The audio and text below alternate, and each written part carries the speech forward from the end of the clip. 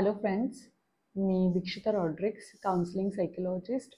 आजचा आपला विषय आहे मानसिक आरोग्य आणि निरोगीपणा, मेंटल हेल्थ अँड वेलनेस.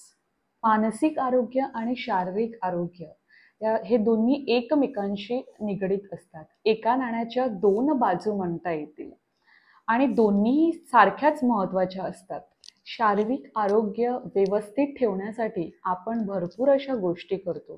व्यायाम करतो, योग्य तो आहार घेतो, त्वचेची काळजी घेतो आणि सुंदर दिसण्यासाठी छान छान असे कपडे घालतो.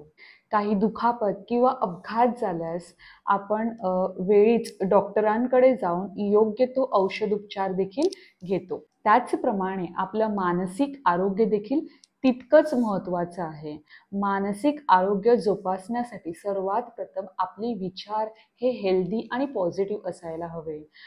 विचार चांगले असले, हेल्दी असले की आपलं डोकं आणि मन पूर्णपणे शांत होऊन जातं आणि मानसिक स्वास्थ्य देखील व्यवस्थित राहतं. एखाद्या क्षणी आपल्याला खूप छान वाटायला लागतं, आता मनाला चालना मिळते, सकारात्मक भावना निर्माण होतात आणि लगेचच दुसऱ्या क्षणी अजिबात बरं वाटत नाही. आपलं मन चलबिचल होत राहतं, तर आपण निराश होऊन जातो. काहीतरी कमी असल्याची जाणीव निर्माण होते, अजिबात उत्तेजन मिळत नाही, थकल्यासारखं वाटते. दोन्ही प्रकारे फील होणं हे एकदम नॉर्मल आहे. या सगळ्या मनाच्या भावना आहेत ज्या आपण बघतो, पाहतो, अनुभवतो. त्या प्रकारे आपले विचार आपल्या मनामध्ये येतात. या सर्वांमध्ये आपले सेन्सेस म्हणजेच ज्ञानेंद्रिये ही फार महत्त्वाची भूमिका बजावत असतात. मानसिक आरोग्य हे कशा प्रकारे व्यवस्थित ठेवावं ह्याचे आपण काही प्रकार बघूया.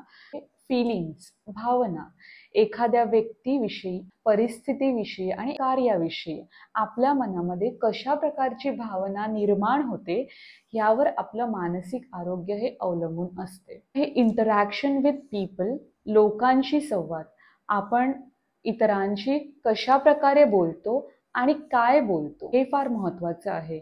कनेक्टिव्हिटी, रिलेशनशिप, नातेसंबंध, एकमेकांशी आपले नातेसंबंध कसे आहेत ते आपण कशा प्रकारे जोपासतो. हाऊ टू थिंक, विचार करण्याची पद्धती. प्रत्येक माणसाची विचार करण्याची एक वेगवेगळी पद्धती असते. ज्या प्रकारे आपण विचार करतो त्या प्रकारची भावना आपल्या मनामध्ये निर्माण होते. त्या दृष्टीने आपण गोष्टी बघायला लागतो. त्यानुसार आपलं मानसिक आरोग्य हे बनत असतं.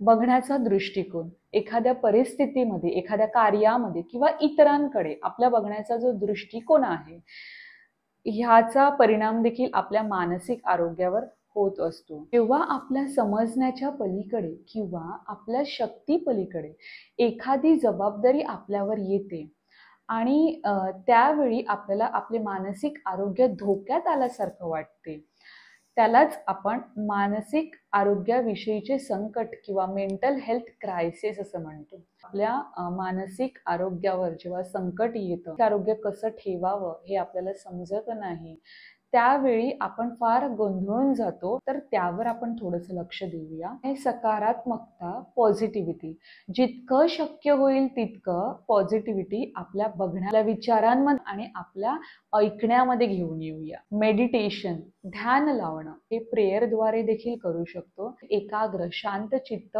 बसणं, शक्य होईल तितका वेळ आपण मेडिटेशन करू शकतो. परंतु प्रथम त्याची सुरुवात आपण 15 मिनिटांनी करावी आणि मग जसं आपल्याला शक्य होईल तसं त्याचा वेळ वाढवत जावं. मेडिटेशनने भरपूर असे प्रॉब्लेम सॉल्व्ह होतात आणि आपलं मन हे पूर्णपणे पॉझिटिव्ह देखील राहतं. म्युझिक, गाणी ऐकणं हे एक तात्पुरतं सोल्युशन आहे. म्हणजे लगेच ताबडतोब जेव्हा आपण गाणी ऐकतो, कुठलाही स्ट्रेस आपल्याला असेल तर आपल्याला अतिशय छान वाटतं.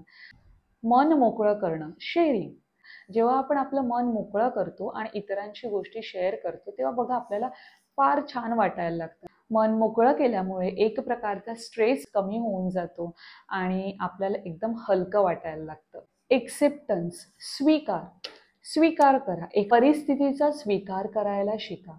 एक्सेप्ट करण्याआधीची मानसिकता आणि एक्सेप्ट केल्यानंतरची मानसिकता यामध्ये भरपूर प्रमाणात डिफरन्स आपल्या स्वतः दिसून येते. स्वीकार केल्यामुळे काय होतं की आपल्या विचारांना चालना मिळते आणि जे मानसिक आरोग्य हे गोंधळून गेलेलं असतं ते कुठेतरी स्थिरावतं आणि आपल्याला बरं वाटू लागतं.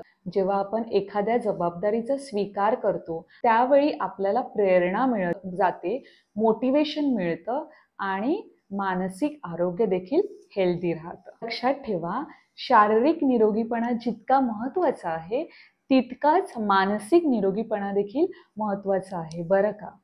आता यावर एक छोटीशी कविता मी तयार केलेली आहे, ती आपण ऐकूया. मानवा रे मानवा, शरीरासाठी झिजलास तू, शरीरासाठी झिजलास. मनाच्या व्यथा पहा जरा, मनाच्या व्यथा पहा जरा. शरीराचे सुख हे क्षणिक, मनाचे सुख हे निरंतर. शरीराचे चोचले पुरविता, मन मात्र खचून गेले, मन मात्र विरून गेले. मानवा रे मानवा, शरीरासाठी झिजलास तू, शरीरासाठी झिजलास. थँक्यू.